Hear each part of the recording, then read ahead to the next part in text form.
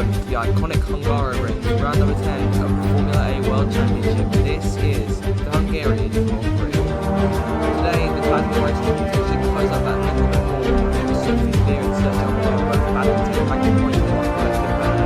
Of course, won last time, so everything appears to be set for a fantastic race here this afternoon. Have a look now at the track then. The Hungarian ring, 3 kilometers high speed field line. Off the discovered one, another barrier.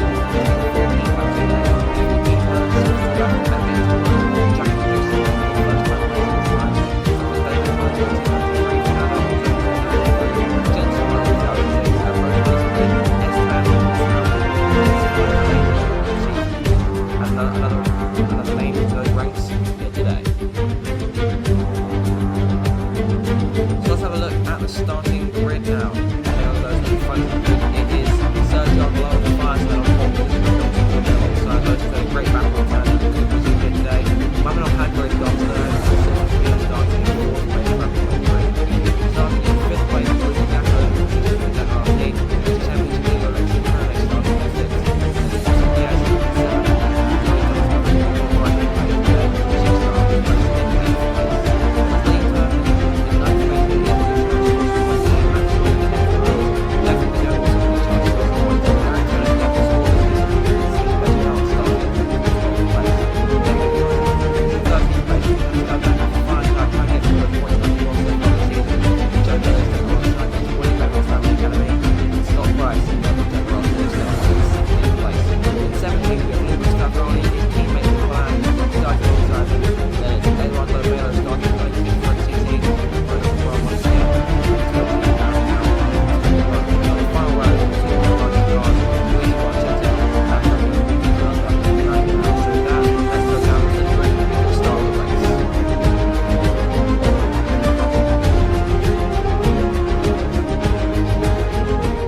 Could be Sergio Blanc and Sophie Spear's best chance to make up those points in the championships. We go to 5 red lights for the Hungarian Grand Prix, round number 10 of the Formula A season.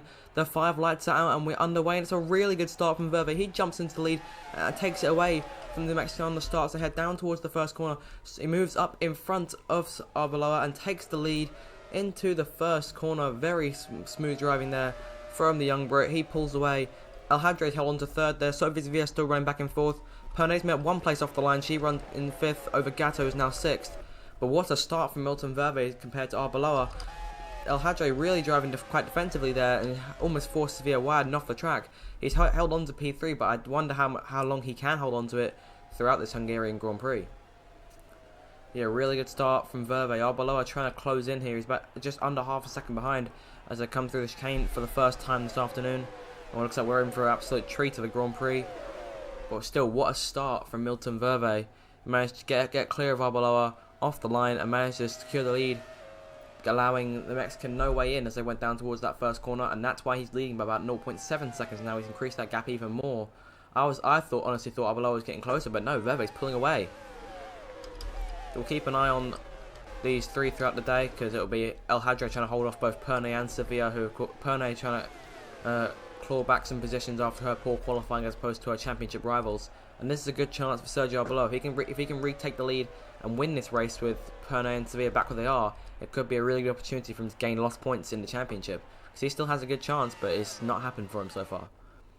So Verve leads. He's set the fastest lap of the race at 1 minute 27.5. He leads the first lap of the Hungarian Grand Prix.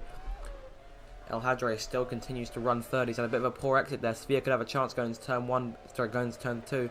DENIAU went for the inside one of the Ruiz cars, I believe. That is Eric Turner going through turn 1. Couldn't quite make it through. And here comes Pascal Becker to try and take advantage of that. We've cut away from the battle for a second here. We're going to have to come back here, looks to the inside, but doesn't quite make the move. Doesn't quite complete it on exit. Becker stays in P13 for the time being. Of course, it goes without saying, as we've said in the last few races, that Becker's form has been somewhat poor throughout the season so far. And he really needs to turn things around to ensure the team that they don't need to find a replacement for him next season. I mean, one of the bigger names on the grid, Luca Gatto, has been linked to his move to that to Fireside, but so long as he can keep delivering and that Pascal Becker doesn't deliver, he could be in with a really good chance of taking that seat come next season. The yellow flags are out, and it's Liam Turton! No! And it's the young rookie once again, Another mistake has put him in the gravel, and it looks to be it for him. He looks to be out of the race from here. And here comes the marshal pushing the car to push the car back over to the side of the track. And that is it for Liam Turton. Another race that looks so promising. It was a puncture that's put him into the gravel and out of the race. But another race that looked to be so promising for young Liam Turton has ended in misery once again. And you can only feel bad for him. He was in 9th place in the qualifying. He had a really good chance to score some points here today, but this is going to end those hopes, unfortunately. So we've lost our first runner just under 2 laps into this Grand Prix. We're now on lap 3, and it's Verve still in control by quite a huge gap to Arbeloa here. Then it's EL-HADRAY still third, but Sophie Sevilla is closing in. It'll be crucial to her she gets around EL-HADRAY as soon as possible, because she's trying to claw back the 7 points she lost in Monza due to Prix taking the victory and Sevilla finishing in 2nd place.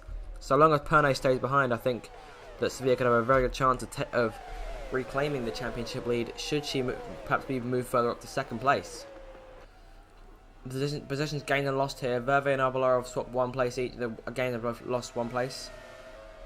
Of course, that was off the incredible start that Verve got, and he's continued to build on that. He's built, I believe, about 1.5 seconds now. Arbeloa still running in 2nd place, though. Here's Luigi Marchetta running P19 from Moto.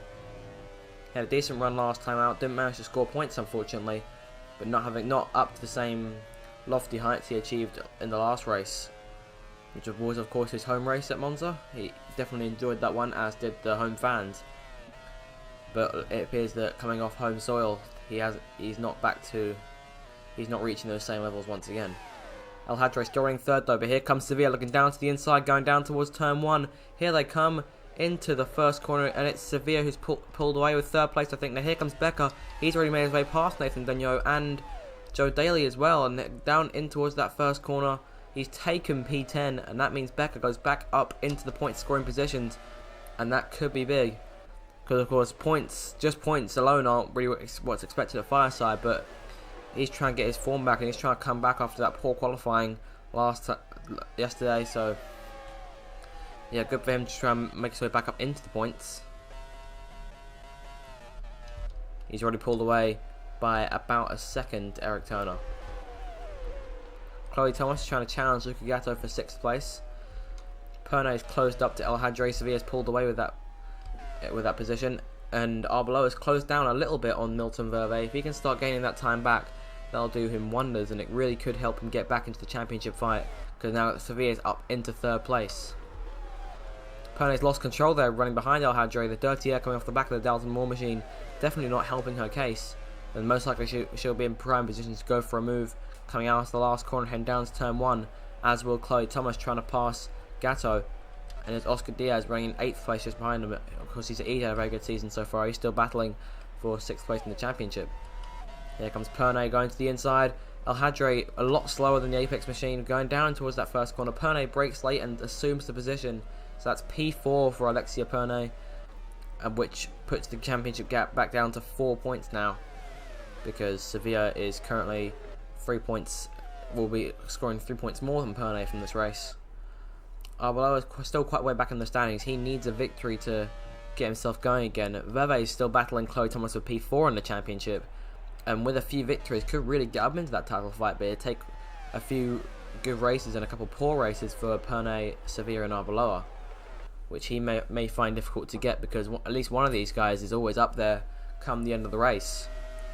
So he's got to find a way around them. He can still win this Drivers' Championship, but it's going to take a lot of effort and a lot of victories to do it. He's brought the gap up to 2 seconds now. 2 seconds dead between himself and Arbeloa in the race for the lead. Right on board now with the Fireside driver, who of course has had a solid season. Was definitely expected to be in closer contention for the Drivers' Championship. He's running 3rd in the standings as of now, but of course needs to be a lot closer. He's only going to be gaining 3 points on Sevilla and 6 points on Prix in the championship. DENIAU's locked up, and there's smoke coming out from looks like there was smoke coming out from the back of the car there briefly. He's pulling over. He's definitely got some kind of internal issue on the car, and that looks to be it for him. So Liam Turton can breathe a sigh of relief knowing that his rival is not getting any points on him from today. But the race is over for Nathan DENIAU as we await race controls notice, and it's another puncture that's put DENIAU out of the Grand Prix, as we saw Diaz lock up there. But another puncture, the tyre wear could be a huge issue here today. We're only 5 to 6 laps into this thing. It's definitely not over yet. We could potentially see Verve retire from the lead. You never really know. He's still got that 2-second gap, but of course it'll mean nothing if one of the tyres go out and he has to retire. Of course, the more points, if he retires, the more points he could lose. He could lose potentially a good 25 points in the championship to Pernay, who of course is his teammate. He was considered to be stepping up, and he was the one who was going to be stepping up this season to really be the #1 driver, establish himself in that position. Of course, both drivers are on equal status within the team, but Pernay's definitely stepped up and proven that she can do better than Verve on the day. It's days like these that Verve needs more often. He still continues to lead the way.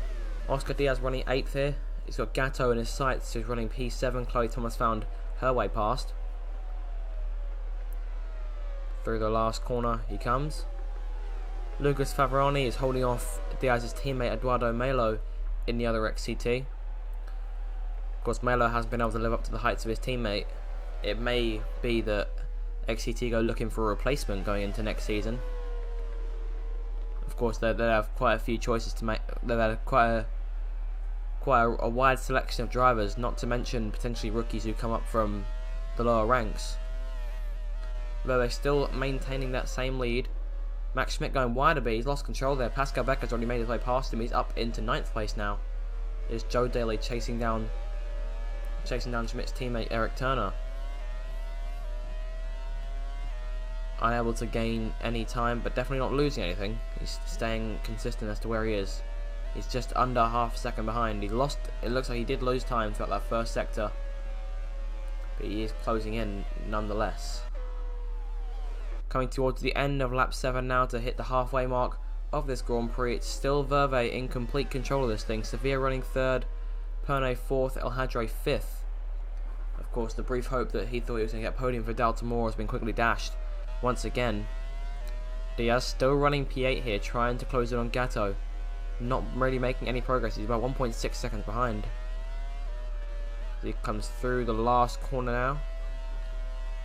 He's got 7 laps to chase down the Jaguar team machine in front of him.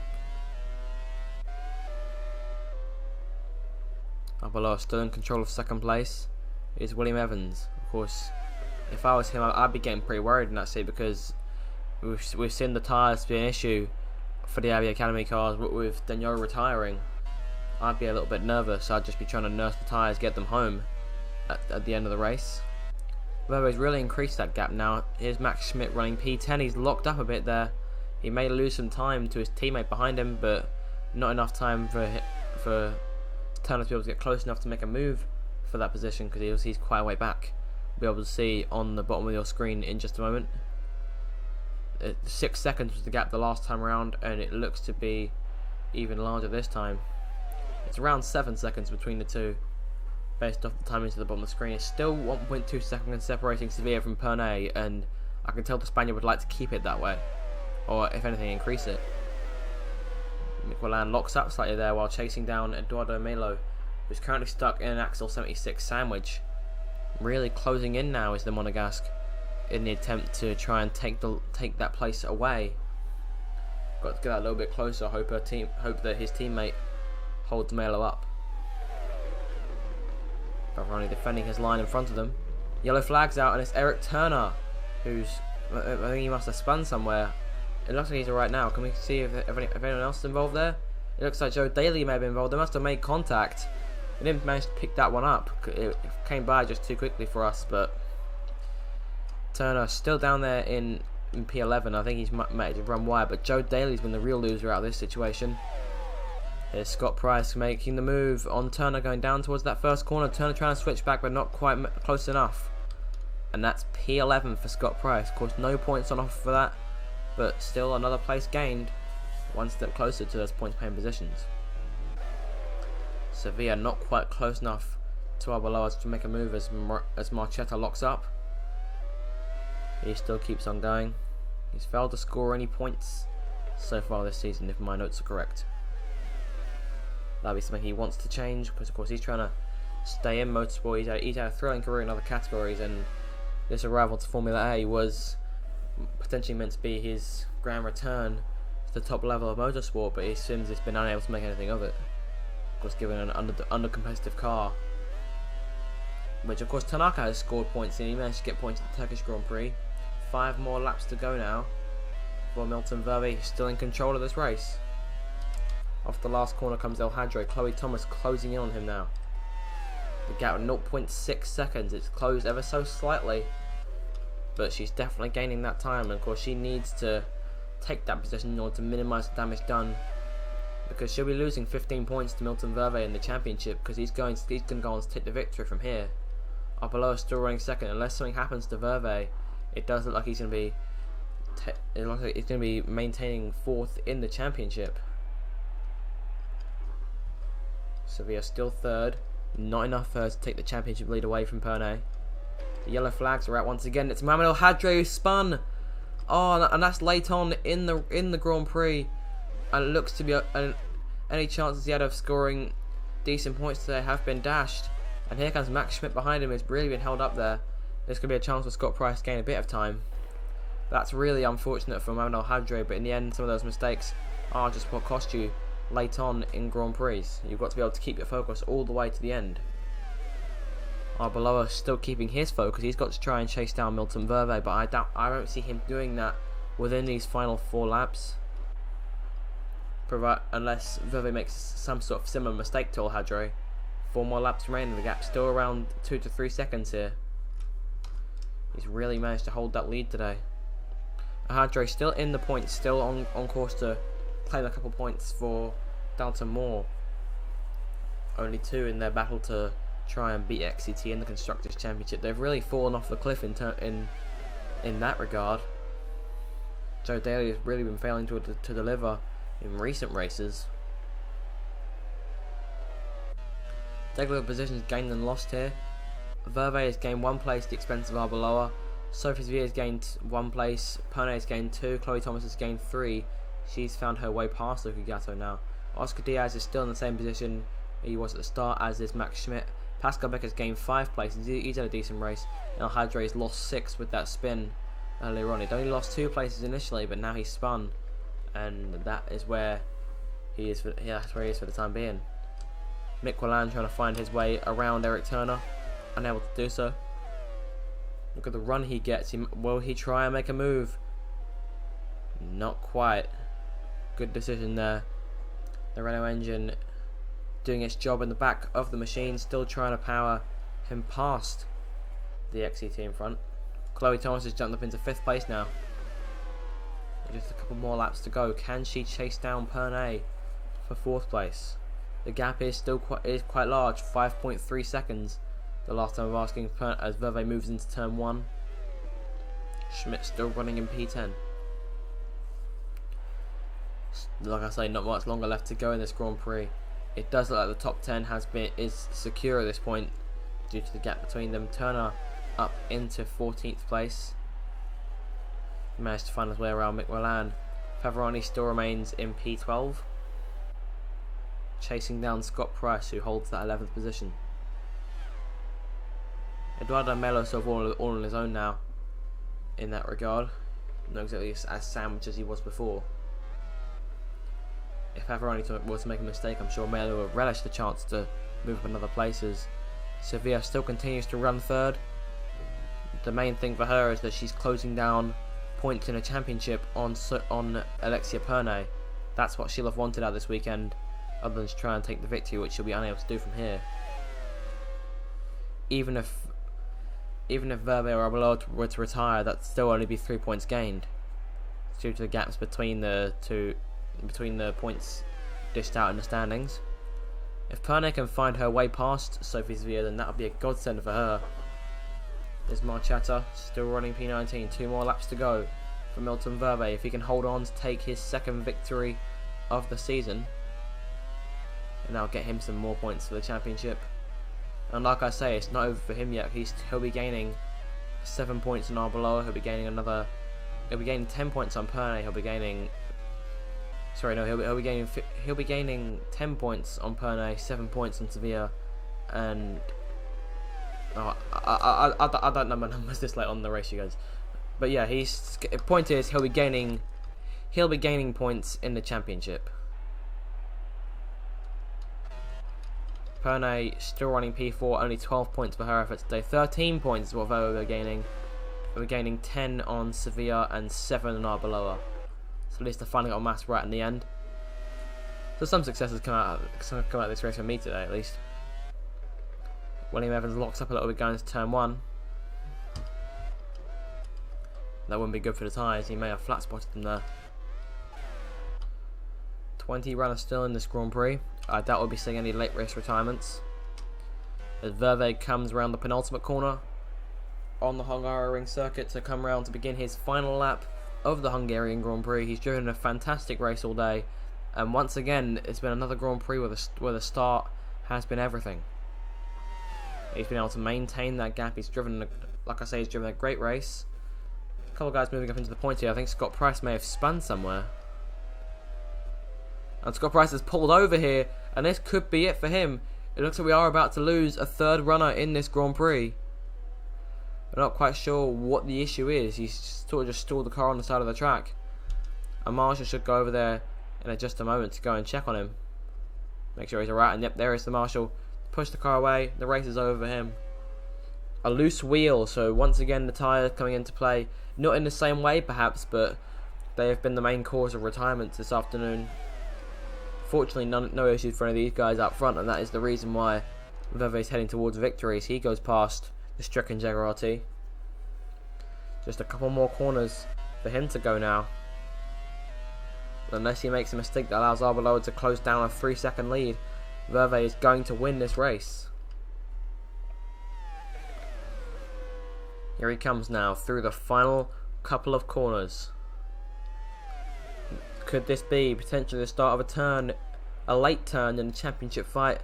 Just 5 days ago we saw a triumph for another car decked out in blue for Esteban Ocon at the Hungarian, and today it's Milton Verve who comes through to take his second win of the season. He wins the Hungarian Grand Prix, round number 10 of the championship there. Arbeloa comes home in second place, driven a very good race, but unfortunately the start where he lost it.